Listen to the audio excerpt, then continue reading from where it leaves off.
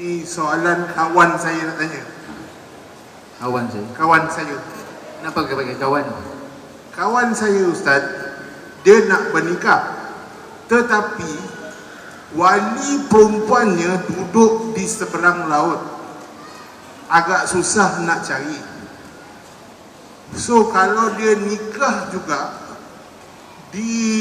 katakan tak boleh nikah dekat sini, dia nikahkan sepadan, sah tak Ustaz?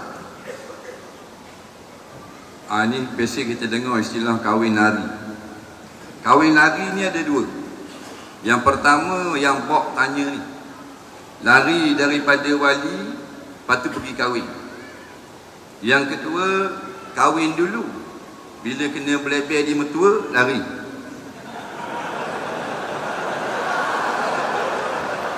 Jadi yang Bob tanya, wali ada seberang laut, jadi nak kahwin tak boleh, tak ada wali. Kemudian nak pergi kahwin kat mana? Kat Thailand. Jawabnya, bila tidak ada wali, dengan sebab wali mati. Wali ni bukan seorang, bukan ayah. Lepas ayah toki, lepas toki adik-beradik, lepas adik-beradik anak saudara, lepas anak saudara bapak saudara, lepas bapak saudara sepupu. Banyak. Ramai orang tak faham. Dia kata ayah dia mati dah, tak boleh kahwin. Yang tak boleh kahwin ayahmu, pasal mati dah, mu boleh kahwin. Pasal wali tu ramai. Jadi bila wali tak ada, dia akan pergi kepada wali lain. Semua wali tak ada. Contohnya ayah mati dah. Ayah mati, ayah pengantin perempuan mati, nak kahwin macam mana? Dalam kitab fiqh kata toki dia. Toki ada tapi kena J, sempang renggam, edope kuda. Tak boleh jadi wali.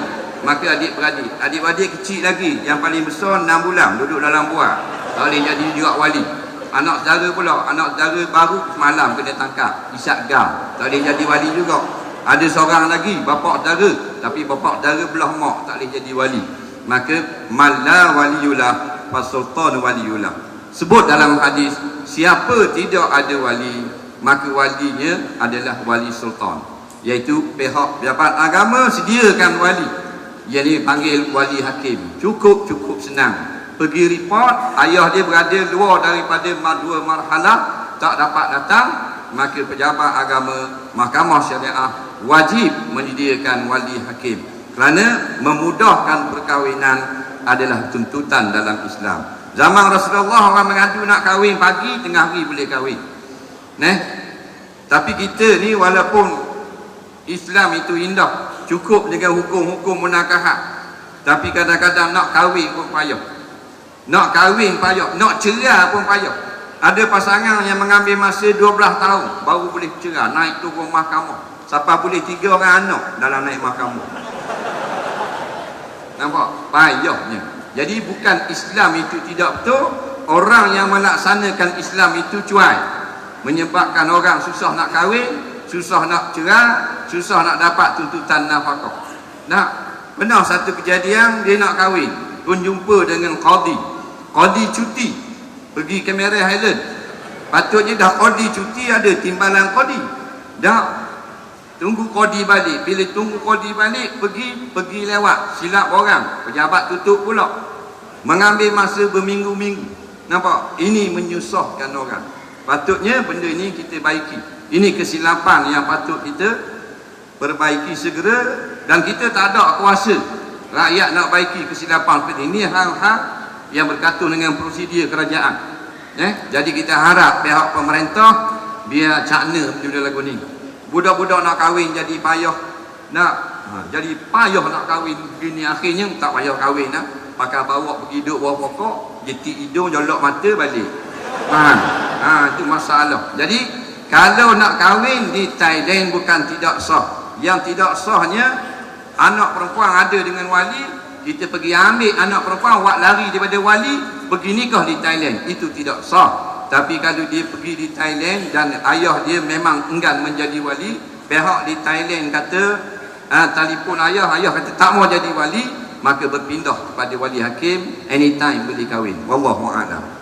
Ustaz, kawan saya tanya, 2 marhalah tu berapa jauh? 2 marhalah ada beberapa ukuran yang telah dikira oleh ulama-ulama. Ada 3-4 ukuran. Jadi kita ambil yang paling mudah 90 km. Ini pendapat yang ramai. Yang sebenarnya 89.998 km. Tapi ramai ambil dengan jalan mudah 90 km. Okey, kau boleh kahwin. Ustaz. Assalamualaikum Ustaz.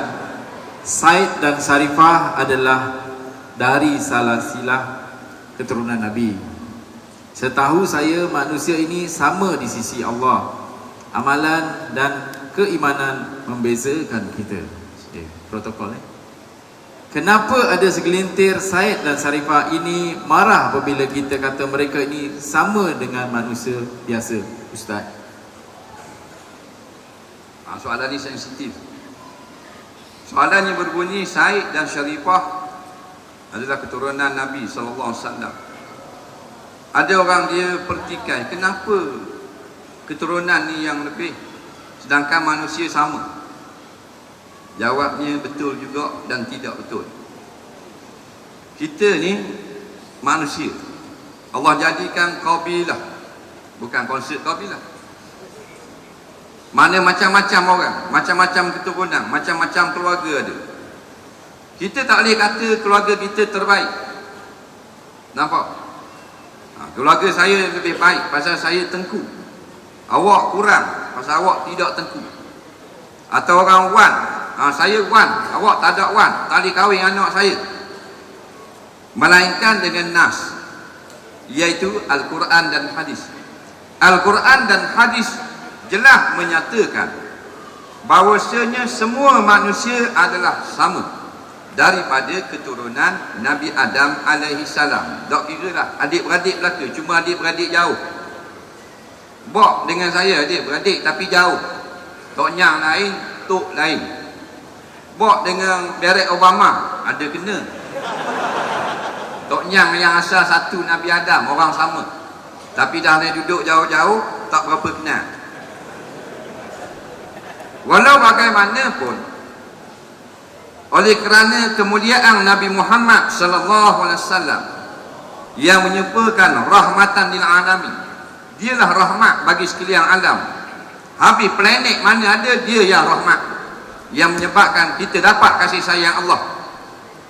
Allah titahkan kamu wahai Muhammad adalah seapa-apa makhluk. Dia yang paling lebih. Jadi bila Allah kata Nabi Muhammad paling lebih, boleh tak kita pertikai? Tak boleh pertikai. Kerana kita Allah yang jadi. Bila Allah jadi kita, takkan kita nak pertikai pencipta. Macam motosikal Yamaha tu dia duduk diam, dia tak boleh pertikai dia punya jepung yang buat dia hanya kena buat.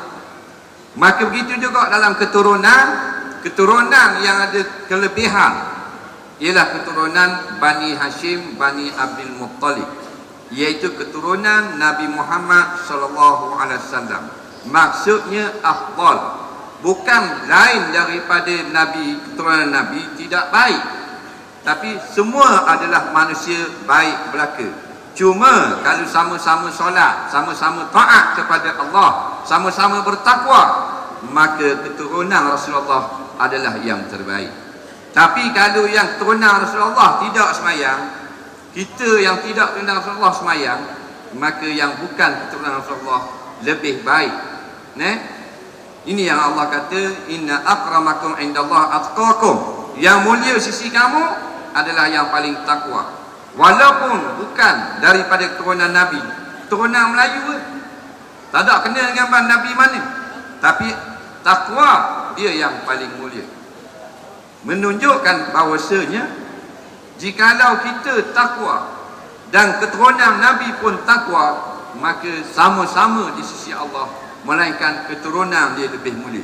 Tapi keturunan Nabi jikalau tidak taat pada perintah Allah, apatah lagi memusuhi perjuangan umat Islam, macam Abu Lahab, macam Abu Jahal, maka tempatnya di neraka. Yang betulnya mereka mengatakan keturunan Syarifah dan Said adalah lebih mulia. Memang betul, kita kena akui. Tetapi yang salah, mereka memandang rendah keturunan lain daripada mereka. Hak ni yang salah. Nabi tak suruh pandang rendah. Nabi cerita tentang kelebihan, iaitu tidak makan zakat. Bukan merendahkan keturunan orang. Yang berlaku sekarang diperendahkan keturunan orang. Ini memandai-mandai, merendah-rendahkan orang. Jadi hukumnya dia takabur. Bila takabur, walaupun keturunan Rasulullah, dia adalah anak murid iblis, maka tempatnya di dalam neraka. Wallahu a'lam.